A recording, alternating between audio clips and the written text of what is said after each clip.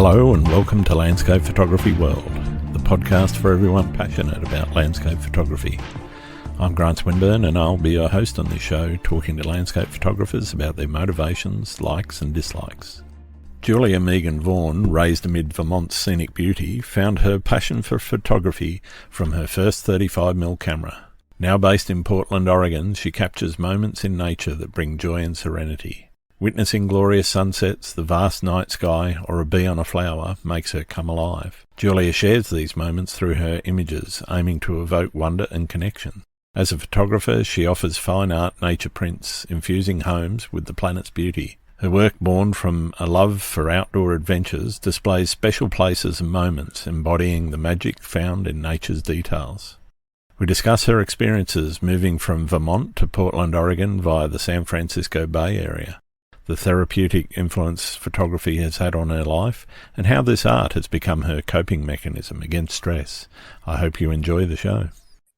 G'day, Julia. Welcome to Landscape Photography World. How are you going? Doing well, Grant. How are you? Yeah, pretty good. Why don't we start with who you are, and you can talk a little bit about why you got into photography. Sure. So I would say I am a landscape, nightscape, and macro photographer. I'm based in Portland, Oregon in the US, and I moved here last year after 16 years in the Bay Area of California. I grew up in green, very forested Vermont on the east coast of the US, and I spent my childhood playing in the woods, hiking, biking, canoeing, cross-country skiing, really everything outside with my family. Partly because there's not a lot else to do there. My parents' road still doesn't have cable TV. Oh, wow. Yeah. I'm grateful for that grounding in nature when I was young. I did take a break from that in my teenage and college years, and then came back to it after a few years after college when I started hiking again as an adult. And as an adult, spending time outside has been one of my best coping mechanisms for dealing with stress. And I've heard this from a lot of other people as well. But so as far as what got me to dive deeper into nature photography, I was already hiking. I was already spending time outside. Yeah. I got my first camera when I was 18 and about to go overseas for the first time. It was just a film point and shoot. And after that, I always had a point and shoot camera. I had no idea what I was doing, but I loved recording moments and sharing them. I always loved the sharing as well. I'd make photo albums. I would show them to friends and that sort of thing. And then I bought my first DSLR a little over 10 years ago and took an intro class and was interested, but I generally found the camera too big to bring a lot of places. Okay. And that changed when I went to New Zealand on vacation. Yeah. When I saw the difference that a DSLR made in just the quality of my photos afterwards. And again, I was shooting on auto. I had no idea what I was doing. It was just whatever caught my eye. I would take the picture. And then again, it was another couple years of kind of a pause, just working, living. But then I left a really stressful job, and my sort of gift to myself was a nature photography class so that I would have something to look forward to. I'm like, I'm out of here. I'm going to do this for me. And I loved it. I absolutely loved it. I had all these homework assignments. We saw photos. I think it was the first photos of the Milky Way I ever saw was in that class.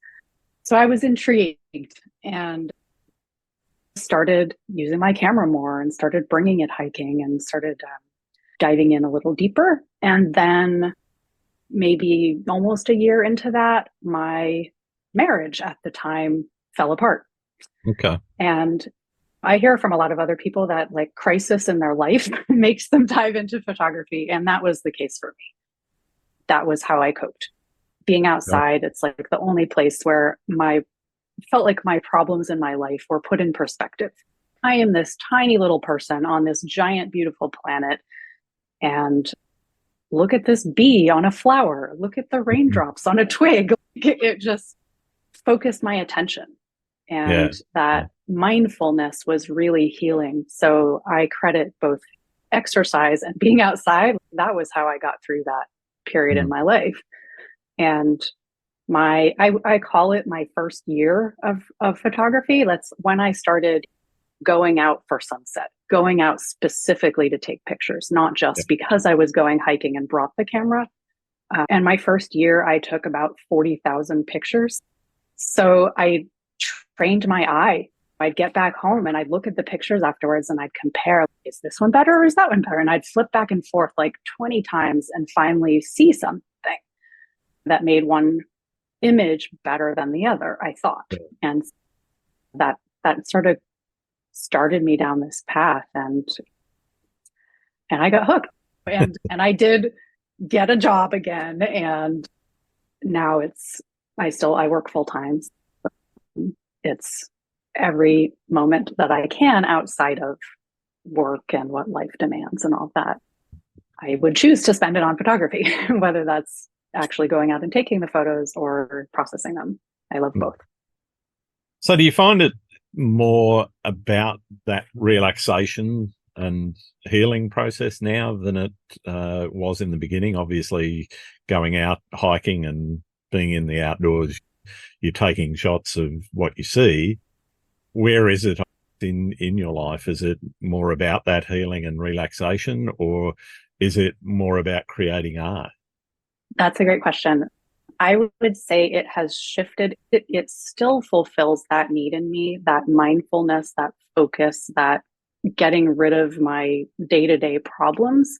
But it's now much more about making a compelling image while I'm at it, when I can. And I try not to pressure myself like that, but it's more about the photography itself and the art now. Sure. And what motivates you creatively in terms of the art and the uniqueness of the images that you want to create? I'd say what motivates me the most is just the beauty of nature. Like I am one of those people that I'm just outside. I'm like, wow, look at the bumblebee sleeping in this flower. Like, this plant is so cool. I feel like I'm in a Dr. Seuss book. Or look at the light on the clouds as we're just driving down the road. I do that all the time. And so that's what I'm after. That's the joy, the emotion, the wonder in the world that I want to capture. And if my images can help either capture that emotion and that place and that time and what I was feeling, either for myself or if I can help convey that to someone else, that I find really fulfilling. When it doesn't always happen, but when it does, that's what keeps me coming back. Sure. In terms of how you go about your photography, is it a planned event or is it something that's more spontaneous? Do you just go, okay, I'm going there and whatever I see, and or is it more, okay, I'm pre-visualizing the image that I want to take and I'm going there deliberately to take that image? It's a mix. I would say my night images are a little bit more heavily planned than the rest of them. You kind of got to know where the yeah, you need to know where the Milky Way is going to be above what and at what time. And I will often blend images for my night shots because I really like a blue hour foreground for the less noise and quality and all that. That means I need to be there while it's still light. And so it's a little bit more planned, but I'm not planning my composition ahead of time. Like I know generally where I'm going to be. And then I go there and I look and I just see what catches my eye. What do I think would be compelling? There's going to be a reflection or a nice like rock in the foreground or something. And then other times I'm just going like it's because I moved to Portland, like I said, last year. So I don't know my way around here yet. So I'll just go. I'm like, I see some photos online of this waterfall. It looks beautiful. I'm going to go there. And I don't know what's going to catch my eye. It might be I'm hiking next to a creek and I keep seeing little tiny cascades or intimate scenes that catch my eye. And that's what I end up focusing on. Or it may be there's no creek next to me and I get to the waterfall and that's what I'm shooting. So I try to keep it open. And I find that sometimes when I do have a loose plan, whatever might catch my eye on the way there or the way back, that I need to listen to that voice in my head that's saying, ooh, look at that. Because those images I find are the ones that are more unique and show my voice more. And they're the ones that if I don't stop, and I might not stop just because my camera gear is all in my bag and I don't want to take it off and take everything out and switch my lens and set up the tripod. Sometimes I just don't feel like doing that, but I regret it. Those images are the ones that I regret because I'm like, that called to me.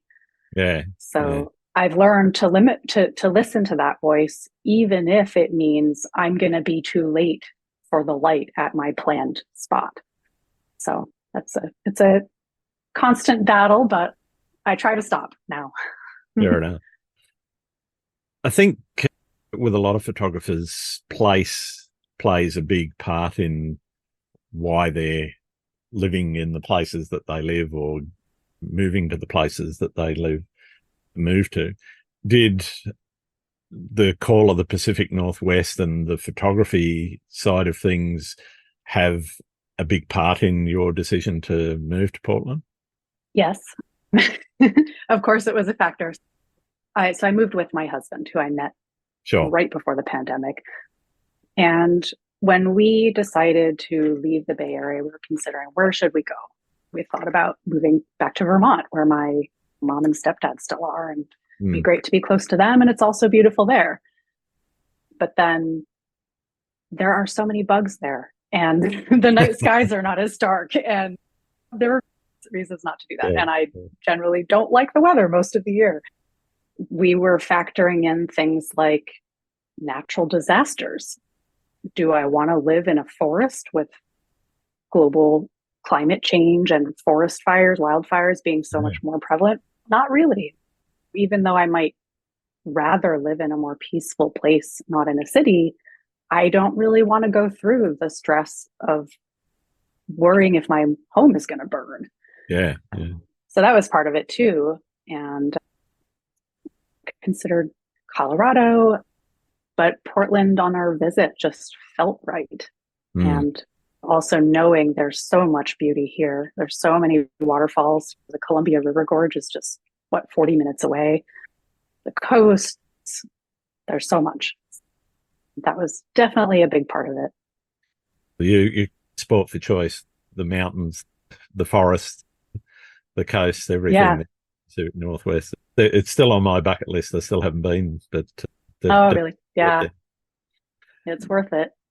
Do you set yourself goals in your photography? And if so, what sort of goals are they? I have been trying to make my photography more of a business for the past couple of years. And I want to start running workshops. I want to because people express interest. They see my images. They're like, I want to do that. Can you bring me? Especially lots of women who see my night sky images. They're like, I don't feel safe going out by myself. Like, if you ran a workshop to do this, I would love to learn how to do that and feel safe in a group. And I want to bring that to people. It's an amazing experience that has changed my life.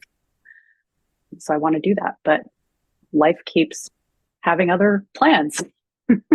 So turns out buying 100-year-old house, there's a lot to take care of. Yeah. So I don't know that feel photography like would support that kind of that cost. No. So I guess I have goals. I don't really set like a rigid timeline, but this is still, that's the direction that I want to go in. And I love teaching. So opportunities that present themselves. I'm presenting to a camera club in a week, which is fun. So I've started doing that and I really enjoy it. Excellent. What role does experimentation play in your photography? How much do you try to step outside your comfort zone? I guess I do some. I try. There are times when I'll go to a new location and I might try something new. I'm thinking of a year ago. I was shooting through like a frame of branches with droplets on them. And I loved the effect, but I didn't really have a compelling subject. on the other end. So I was like, that's a great technique. It's something I want to try again, but it didn't work this time. I'm glad I tried it.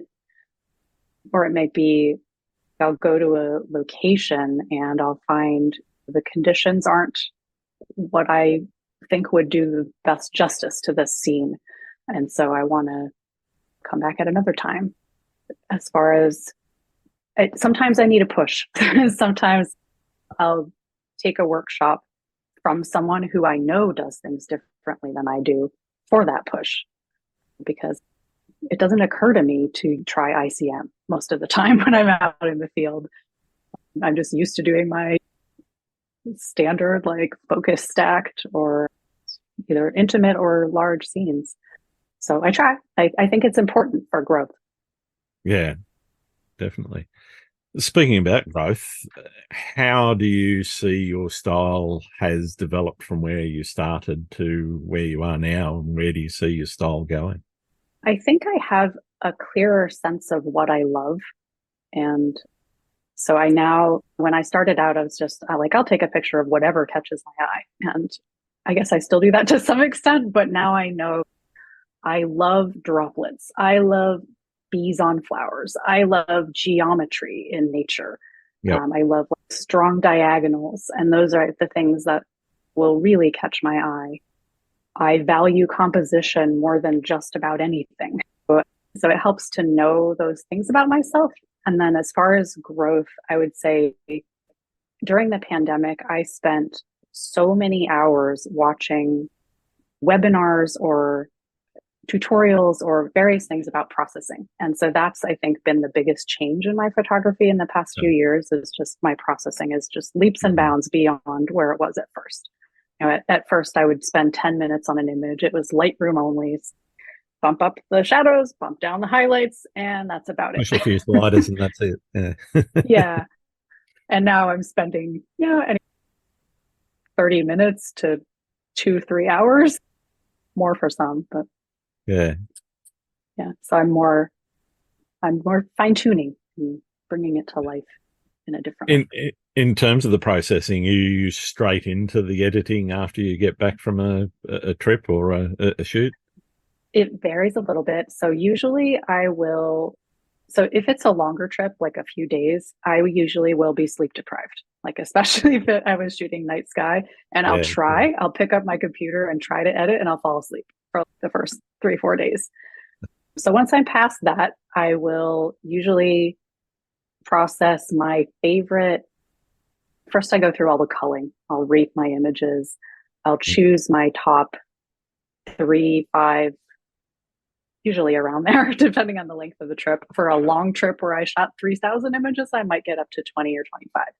But I'll usually process just the first few, and then I'll go shoot again, and then I'll work on the top 1 or 2 or 3 out of that one. And so they languish. I know, like all of us, we have a big backlog. So yeah. Got 2 trips to Death Valley earlier this year that I've barely touched. And so you there's ever a lot there. Into the backlog and get into those? Yeah, and I'm actually looking forward. So here in Portland, winter is very rainy, and it's harder to motivate myself to get out. But I also relish that time because then I have more time for processing, so I can go back. I do also want to remind myself, take advantage of the clearing storms or the storms coming in, because the light and the clouds and everything. Yeah. So don't never go out, but take advantage of some of that time. Yeah. How do you define success in your photography? In a lot of different ways. So one is, do I feel better than I did before I went out? And the answer is almost always yes. Like I said, time outside really puts my problems in perspective, lets me release some of the stress from just daily life that I carry around like all of us do. It might be like, did I learn something? Did I try something that maybe did or maybe didn't work that I might want to add to my repertoire for next time? Did I make an image I'm excited about? Sometimes I find the image that I'm excited about in the field is not the one that actually works the best when I get back and start looking at them. But either way, if I'm excited about something I made, that's success. I try not to tie my perceptions of success to social media, especially now that Instagram shows almost no one anything that I do. Yeah, I'm But, feeling that at that's, the moment too. yeah. Or it might be I get a comment from someone I really respect, and that Yeah, matters so much more to me than the number of likes I'm getting or that sort of thing.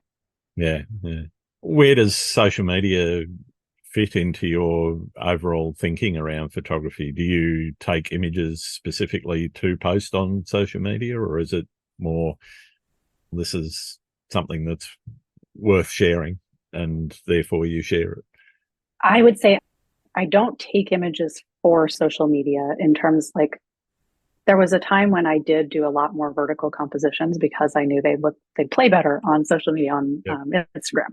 But I stopped doing that once I made my photography website. I'm like, oh, I actually need horizontal images for that, and so I try to do both. It's not all about social media.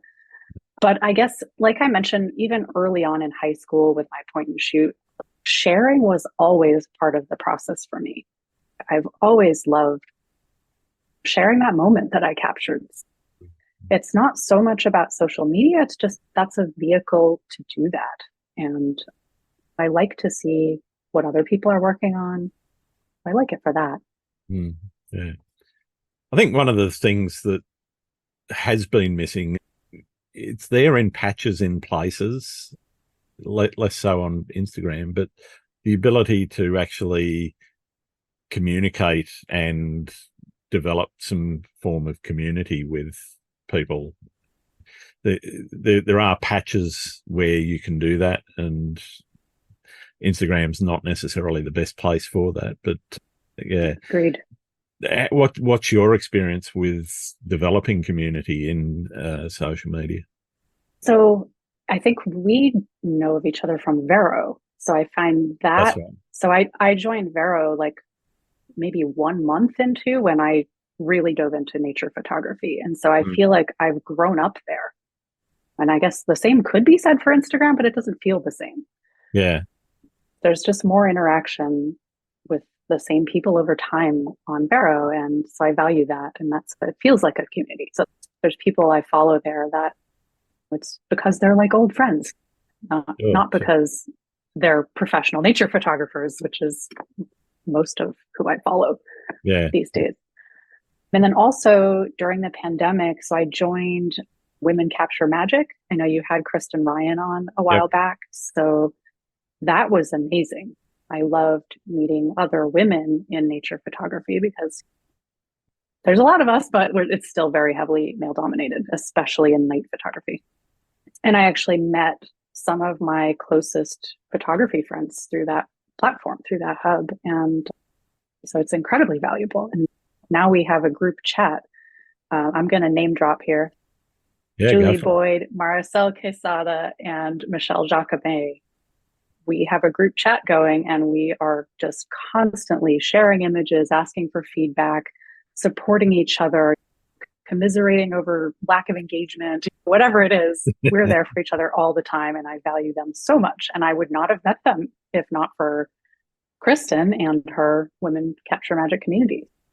It has, and I met my friend Kirk here in Portland through presenting on Out of Chicago Live last year. A conference isn't quite the same, but that was how I met my friend that I go shoot with the most in this new Yeah. place, and he shows me around, which is incredibly valuable. Well, fantastic. Yeah, the relationships matter. Yeah, absolutely. I think those communities where you can actually share information and, as you say, commiserate about not getting the engagement that you'd like, it is absolutely valuable. And there's a few Facebook groups that I'm a part of where that sort of community-minded chat and so forth it comes to the fore, as opposed to just here's my picture, give me some likes. And Right. for me, that's far more valuable. I remember a few years ago I was part of a photography forum, so it was more like the old BBS chat board sort of thing. And one of the things that did was actually encourage constructive criticism. And Mm. I think that's one of the things that is a bit lacking in most social media, is that ability to actually get constructive criticism from people that are like-minded.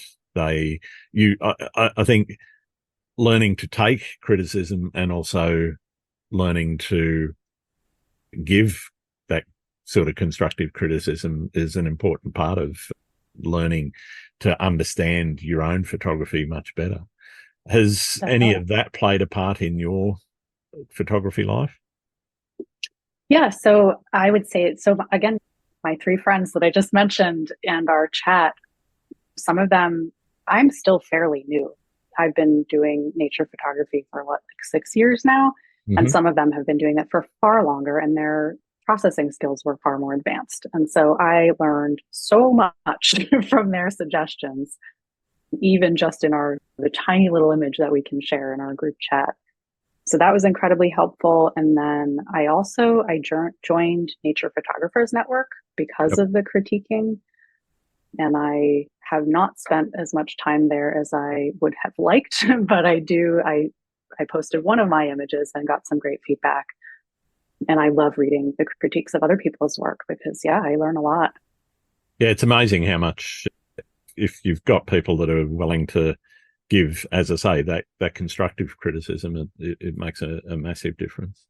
And I had my first taste of giving constructive criticism in a more public forum as part of my Out of Chicago Live experience. I co-hosted a Submit Your Image and Get Feedback critique session, and we had a bunch of night sky images. It was really interesting. You want to be kind and highlight the positives, but also give them something to think about and learn from gently. To me, it's always got to be encouraging as opposed to tearing down.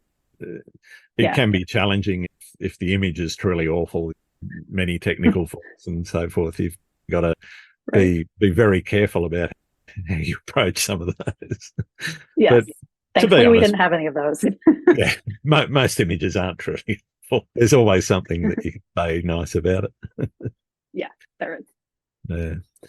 You mentioned the use of blending and time blending in particular with your photography. How do you balance that desire to create something that's original and unique with the light that you want, with the need also to stay true to how the natural environment's presenting itself?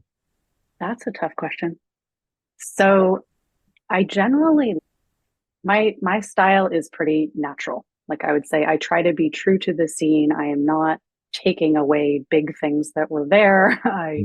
I got into using Photoshop for blending purposes, like for focus stacking and blue hour blends. That is why I mostly use it. Now I use it because of luminosity masking, and that's where I do most of my editing. But staying true to the reality of the scene is really important to me. Like, I don't want to mislead people. I don't want someone to go to a place that I shared an image of and see, oh, there's actually telephone wires running like right through that scene, and I didn't know that. So I would disclose that. If I did take out something like that, then I would share that. But that's not that common for me. I might clean up some minor distractions, but as far as blending goes, I really want print quality images. Like, that's what I'm after. I don't sell a whole lot of prints, but I want them to be print quality. And I prefer the quality of a blue hour blend for night images. I like having less noise in my foreground. I like being able to focus stack it while I can still see without shining lights everywhere. And yeah, I like being able to pull out more detail. I like more detail, more dimension. And I like the kind of side light that I usually get from a blue hour foreground. So I just find it more compelling. You know, I do play with lights too. Sometimes I'll go to a location and I'm shooting 5 different compositions in one night. And obviously only the first one can be a blue hour blend. So then I've got to either use light or blend with a really long exposure for the foreground. When I can, I like a blue hour blend. Fair enough. What's your favorite spot to shoot, and one that just keeps calling you back, that says it's the place you want to be? I have two answers to that. One is back in the Bay Area, and I moved away from it, and it is the hardest thing about having moved, and that is Mount Tamalpais Mm-hmm. and the flowing fog that happens in the summer. Yep. That was my absolute favorite place and subject. My husband and I got married there. I love it so much. And it was so much fun because every time I wouldn't know how high the fog was. So I'd drive up there and then look and see, okay, where is it this time? Oh, I think I can go to this area. Mm.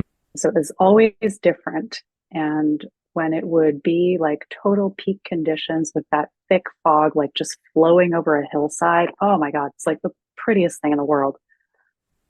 So it's really hard to not have that anymore.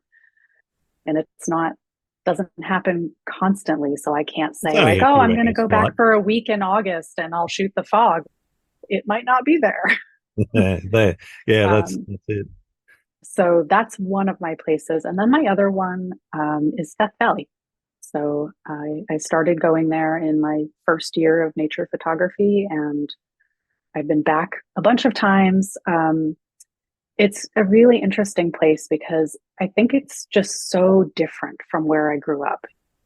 Where I grew up is green, it's forested, it's feels closed in a little bit, like it's Yep. intimate.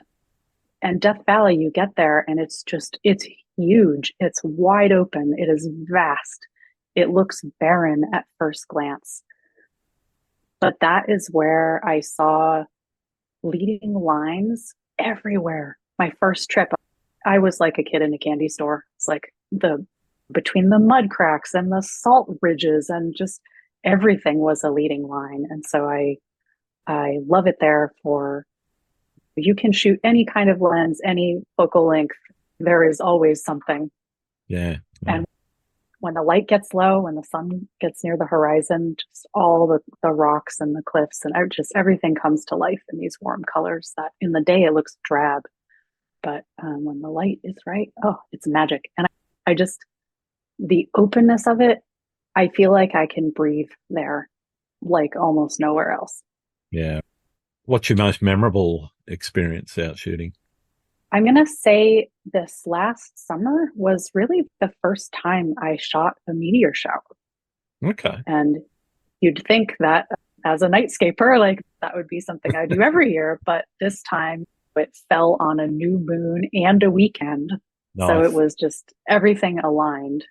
And for the Perseids, I went up to the Seattle area and met up with two of my photo friends. And my friend Julie had picked out a location near Mount Rainier that was not Reflection Lake, where everyone in the world was. This was a different lake that I'm not going to share. And it was just us. It was the three of us. We had a picnic blanket to lay on. We shot our blue hour foregrounds. We set up our time lapses. And then we just got to lay back on the Nice. blanket, let the time lapses run. And it was incredible. Usually I'm so active. I'm pressing buttons, I'm changing settings, I'm recomposing. But because I was doing time lapses, like there was nothing to do with the camera. So I just got to enjoy it. Mm. And just Okay. every meteor, like I captured maybe 50, 53 maybe in frame Wow. in one of my time lapses, but just we saw so many more than that because they're up, above us in the sky. So it's just wow, wow, did you see that? And it was incredible. Yeah, And to amazing. share that experience with two of my great friends, that was amazing. Fantastic. What about horror stories? I don't know if I'd call this so. I've been lucky enough to knock on wood here, lucky enough to not have anything terrible happen so far when I'm out shooting. But I will share one adventure I went on in Pinnacles National Park in California a Hmm. couple years ago. My husband and I, this was 1 week after we got married, and I had a shot that I wanted to create. I almost never include people in my images, but I wanted to do a self portrait of the two of us in our wedding attire with the Milky Way. And so we got there. It was in the summer, that park is very hot. So we got there and we needed to hike up 3 miles uphill, and it was almost You didn't do that 100 in your wedding degrees dress, surely. Fahrenheit. No, I we carried it. But it was very hot. So my new husband, carried our wedding clothes up this mountain in 100-degree weather while I carried the backpack with all the camera gear and a light stand and my tripod and all the stuff. And so we hike up, and I found a spot. There's a lot of rock formations there, and I wanted an area that was open, like not too busy to distract from us being the focus of the image. Sure. So I found a good spot. We set up, and it was ended up being a 3-part image. I shot the landscape in blue hour, brought out the lights and photographed us, and then waited like an hour and a half for the Milky Way to like rotate into position, and then shot the sky. So that all went fine. Just a side funny story is I needed to set the lighting right and get my exposure right for the part with us in it. I needed my dress to be in the photo, but I also needed to be behind my camera. So my husband was holding my dress while I was standing on the top of a mountain in my hiking boots, Spanx, and a strapless bra behind my camera, setting up this image. But it all worked out. We got the image. And then as we were hiking back down, the entire trail was covered in tarantulas and scorpions. Oh, wow. And I know this is like normal for you in Australia. This is not normal for us. And so I had seen tarantulas in the wild before, but it was everywhere. It was the whole trail. And I was holding my headlamp in my hand so that I'd have a lower angle and the creatures would cast a shadow so I could see them better, because I definitely did not want to step on any of those. The tarantulas ran away into holes, but the scorpions didn't. Scorpions just hang around. Yeah. So that was creepy and quite a story. And there are things that I will put up with for photography that I would never do otherwise. But the sort of clincher to this story, so we got back down, and for Pinnacles National Park, unless you want to drive an hour, you have to stay at the campground. So we had a tent, and we discovered that in our rush to get up the mountain with our wedding clothes, we had left the tent unzipped. Now imagine, after seeing all of those creepy crawly creatures the whole way down the mountain, how much you want to climb in your sleeping bag in a wide open tent. So at 3 a.m, we were shaking all of that stuff outside the tent, shining the light in every single corner to make sure that there was nothing there. So could have been a horror story, but it wasn't. Oh, pleased to hear that. What have you learned about the world through photography, other than shaking out your sleeping bag before getting in? What have I learned about the world? That is a big question. I guess I've mostly learned that there is so much beauty, and just to go out and explore it and experience it. There are so many things that I would never have seen, I would never have made the trip to, if not for photography motivating me. So I'm grateful for that. And one of the things, sometimes the weather doesn't look perfect, or I'm not sure if the conditions are going to be right, and I'm on the couch. I'm like, do I really want to go? Is it going to be worth it? And then I just remind myself, how many great photos do I get from the couch? So just go. You could put the slideshows up on the TV and take some shots there. Not quite the same though, is it? Not quite. Talking about those times when you're not feeling it, or you're not feeling like getting out, or you're not feeling creative, how do you handle that, and what do you do to motivate yourself? Yeah. One is, I try to let that be okay. Like, it's okay to be creatively exhausted and take a break. Forcing it, I don't want it to feel like a chore. I don't want it to feel like something I have to do. I want it to feel like something that brings me great joy, because it does. And I want to keep that. So that's one. And then another thing I do is I will try something other than my usual subjects. I found during the early part of the pandemic, everything was shut down. You're not allowed to go anywhere for sunset or all we could do is walk around the neighborhood. And Yep. so I didn't take any photos for 2 months. And then finally, when I picked up my camera again, I started small. So I put on my macro lens and I would use it just out on walks, photographing flowers in neighbors' yards. And I find that often helps me get started again. It's like less intimidating to start small like that. So my macro lens is a tool that helps me overcome a slump. Yeah, interesting. Interesting. Do you prefer taking photos alone or with other people? You mentioned being out there, Mount Rainier, with friends. Is that your preferred mode? I would say when I have the choice, I will almost always choose to shoot with other people. Okay. But there are times that I need it for my mental health. I need it to help with my anxiety or my stress. And when that's the case, a solo outing can be really healing for me. So I guess either way, it just depends. And there are times when I would prefer to go out with someone else and just no one's available. And so I don't let that hold me back.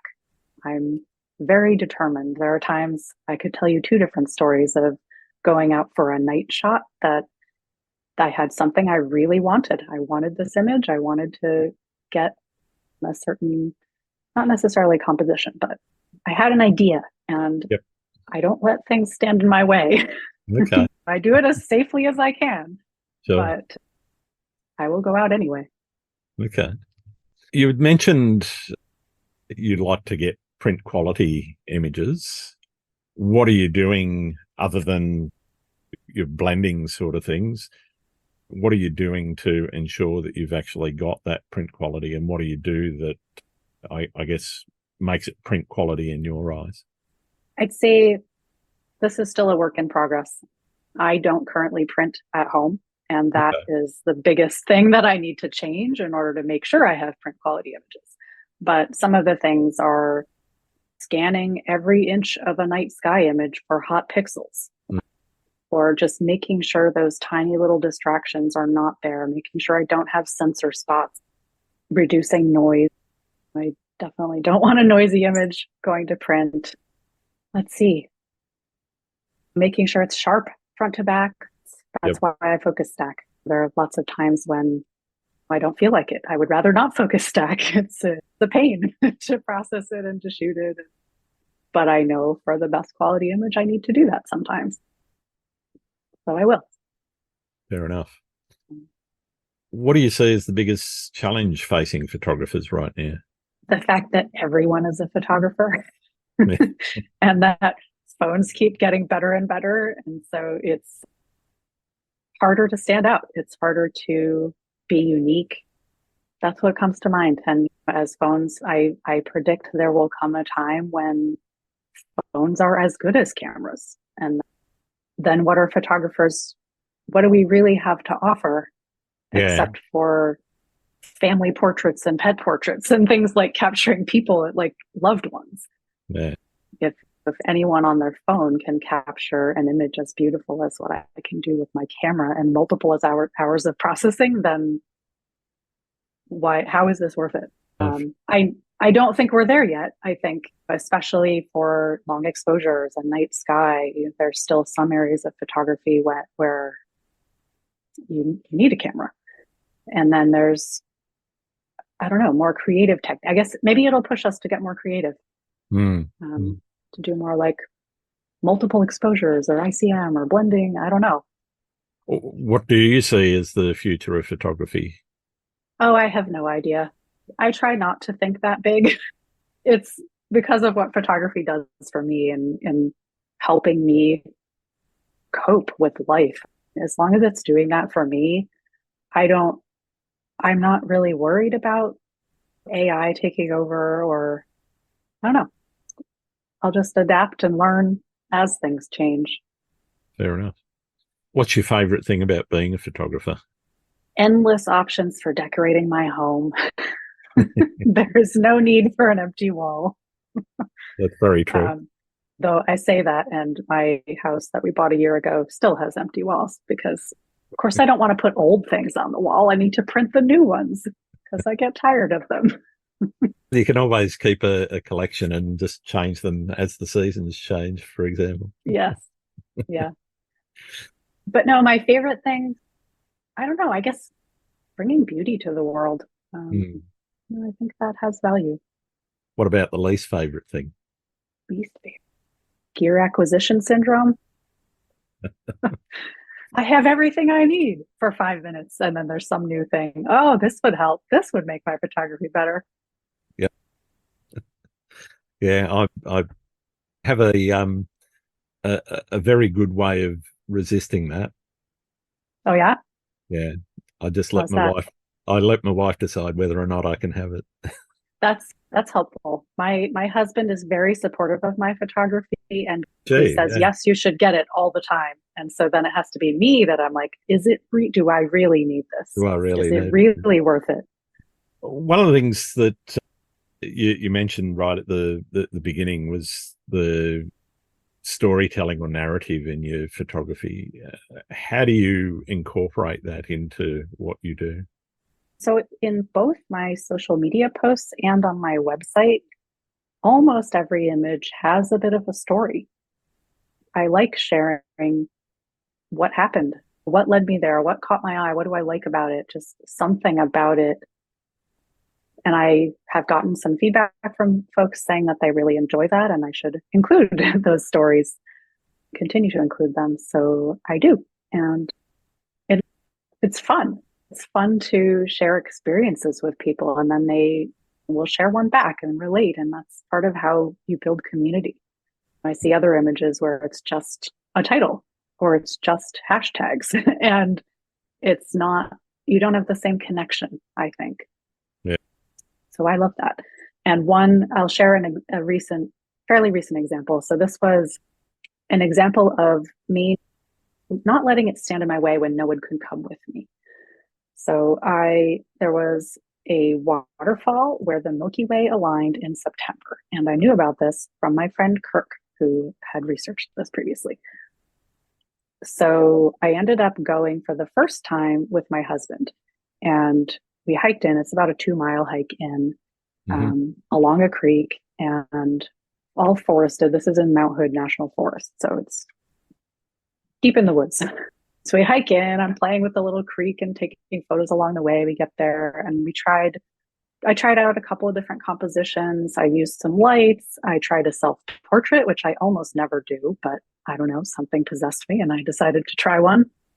And I had already planned a return trip the following weekend with my friend Kirk. So then the two of us went and we had two lights this time and tried out some different compositions. And I had there'd been one composition I spotted the first time that I wanted to do as a blue hour blend because it was just really dark and I would have needed like a 15-minute exposure to get Hmm. any detail in the foreground otherwise. So I did that one and then we wanted to do a second composition, but the first one took so long we had missed the Milky Way alignment.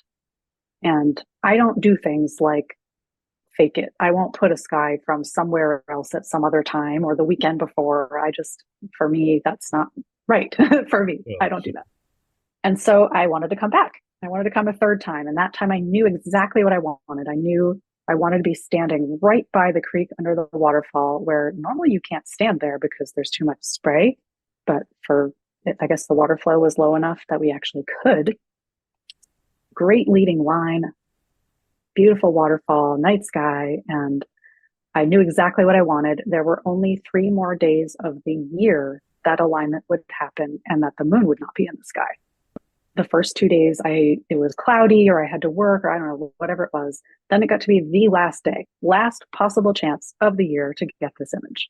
And no one could come with me. It was a work day. I jumped in the car. I was in the car driving 5 minutes after work ended. And it rained on me on the drive. It rained on me on the hike in. I was almost there at the waterfall, and this group of guys, young guys, was hiking out. And one of them looked at me with like a really concerned face. He's like, "It's almost dark." I'm like, "I know, I'm well prepared." I'm like, that is the That's the entire reason point. I'm here. Yeah. So I get there, I get my composition all set up. I take my blue hour foreground shot. It's completely cloudy. And I'm thinking, like, is this going to be a total waste? I drove an hour and a half. I hiked 2 miles. I'm by myself in a forest in the dark. And then over the next hour, the clouds dissipated and the stars came out. Wonderful. And I ended up, it was perfectly clear. I got my alignment, I got my shot, and I hiked out by myself with my phone playing music so that bears and mountain lions would know I was there. And hopefully I would not have to use my like satellite communicator to tell my husband I was in trouble. That's marvelous. Yes. So it worked out. And I shared that story with the image, and I had so many people commenting on it and being like, wow, you're so brave to do that by yourself. Or like, how did you make that safe? Like, how was that okay? Or I got a lot of reactions and a lot of feedback, and that's reinforcing. It makes me want to share more stories. Yeah, definitely. Fantastic. Are there any photographers that you think I should be talking to on the podcast? I have a list. Good. I knew you'd ask me this one. So first I want to focus on women because, as I said, we're a little underrepresented in nature photography. Yep. And I apologize because I don't generally listen to podcasts. I don't know how to pronounce anyone's name, so I'm sorry if I mispronounce it. But here we go. Dani LaFrancois, who runs workshops and is seemingly very successful in her business in Canada. Gina Yeo, similar. Sarah Marino, which I'm sure other people have recommended her. I find her very inspiring as a speaker. Beth Young, who does, I would say her images are pretty upbeat, like images of scenes both small and large, and she focuses on wellness and healing in a lot of her work. Megan Maloney, New Zealand. Love her work and her stories behind the scenes. Maria Ruggieri, I love her small scenes. Colleen Minnick, who I imagine other people have suggested, and then I already recommended my friends, the photo gals. So Julie Boyd, Michelle Jacquemet, Maricel Casada. Fantastic. I have a list of guys too. I don't know how many you want here. Go for it. We got time. All right. Josh Cripps. I don't think he's been on yet. No, he hasn't, but I've got him on my list. Yeah. Okay. Richard Martin, like the king of intimate composition. Klaus Axelsen, I also really love his intimate compositions. And Matt Redfern, who's Oregon as well. Michael Bellino is a local here. I love his work. And Sam Folsom as well. I've been seeing a lot of great stuff from him. And then again, back to Canada, Shane Turgeon, who I love. His story is really inspirational. So, yeah, fantastic. Thank you very much. I've got one more question, which is the one that everyone wants to know the answer of. Pineapple on pizza. Oh, I'm going to say no. I'm not like vehemently opposed the way some people are, but okay. So you won't go to war? No. What's that? You won't go to war over it? No, won't go to war. Just not my favorite. Fair enough. All right. It's been wonderful getting to know you a little bit better, Julia, and thank you for taking the time to talk to me. Where can people find your work? I am at juliamegan.photography is my website, and on Instagram, Facebook, and Vero, I am Julia Megan Photography. Thanks very much. Those places. And thank you so much, Grant. It's been great talking with you. It's been an absolute pleasure. Thanks very much, Julia. Thanks again for listening to Landscape Photography World. I hope you enjoyed the show, and keep listening because I'll be joined by some great guests in upcoming episodes. You can find my work and this podcast at grantswinburnphotography.com. I'm also on Vero, Twitter, YouTube, Instagram, and Facebook. I'm Grant Swinburne. Hope to see you out shooting soon.